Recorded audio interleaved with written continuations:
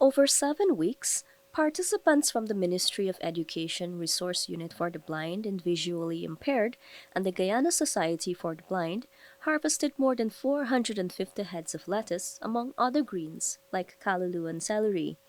Recently, the newsroom visited shade houses at the Resource Unit for the Blind in Albertown and the Open Doors Center on Thomas Lands.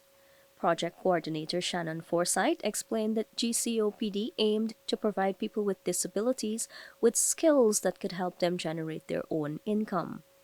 There are few employment opportunities for persons with disabilities in Guyana. And so this is just another avenue we wanted to open for them.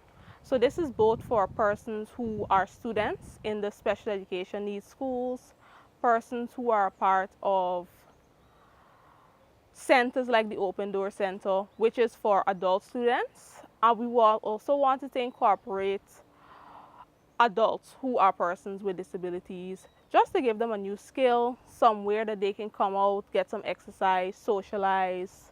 Because as most people know, gardening is very therapeutic. In addition to the training, participants received hand tools and seeds to practice at home. Many of them can feel their way through so that they can do measurements, dig holes, and plant their seeds on their own. But having someone sighted to guide them along, of course, makes the work easier. This year, 4 shade houses have been constructed at various locations, with a new one planned for Schooner on the west bank Demerara.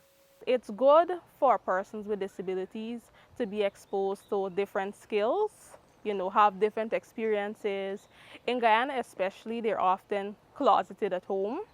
They don't have as great exposure as the students in the traditional schools. So it's very good for them to have this experience. And for those persons who, for example, are blind and visually impaired or have a physical disability, and they gain that disability late in life, it's good for them to come out and know that, they can still make a contribution to society. They can still do something for themselves, even though they have this disability now. This initiative is part of the Climate Resilient Actions for Food Security for Persons with Disabilities program, implemented by the United Nations Development Program and funded by SGP Guyana and the Global Environment Facility. For the newsroom, Talisha Ramnarine.